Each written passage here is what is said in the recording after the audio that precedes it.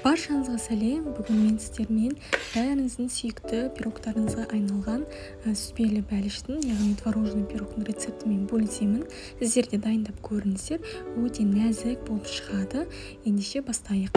Ол үшін ең алдымен 300 грамм сүзбені аламыз. Менде қолдың сүзбесі, оның үстіне 120 грамм қант және оның үстіне жарты шай қасық тұзды саламыз. Бір жұмыртқамызды жарып, 2 ас қасық қаймақты салып, барлығын блендердің көмегімен жақсылап езіп аламыз. Қаймақтың майлылығы қатты маңызды емес, бірақ мен 15-20% қаймақты алсаңыздар дұрыс болады. Міне осылайша барлығын жақсылап араластырамыз, блендердің көмегімен езіп шығамыз. Бұл салманы бөлек жерге алып қоя тұрамыз. Оған дейін қамырын дайындаймыз. Ол үшін бір жұмыртқаға 70 граммдай қантты салып, екеуін шанышқының көмегімен қантымыз жартылай ерігенше жақсылап шайқап аламыз.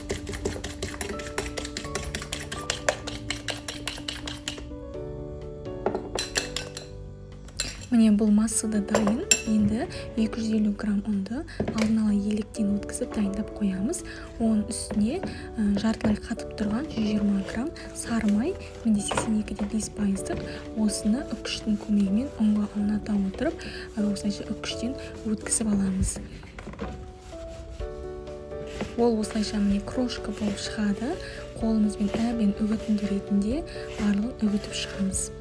Одан кейін оның үстіне қопсытқыштан жарты шай қасық және де жарты шай қасық тұзды салып, барлығын тағы да жақсылап араластырамыз.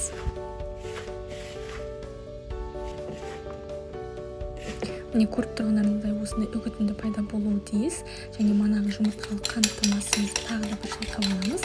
Және қанты түбінде тұрып қалмас үшін осыны шайқаған күйі ұнды майлы массамызға біріктіріп, тағы да үгітінді біркелкі массаға айналдырғанша осылай қолымызбен езгілейміз.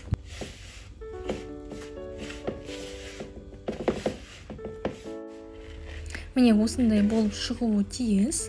Енді 24 сантиметрлік менде диаметрі осындай форма. Осының ең түбіне, астыңғы жағына дайын жаңағы үгітілмелі қамырымыздың жартысын ғана салып, осылай қасықпен барлығын қатты баспаймыз, тек жай ғана ұшын ғана басып, осылай біркелкі орналастырып шығамыз. Оның үстіне жаңағы салмамызды саламыз. Барлығын салып болғаннан кейін осы сүзбелі салмамызды лопатканың көмегімен осылай біркелкі етіп орналастырып шығамыз.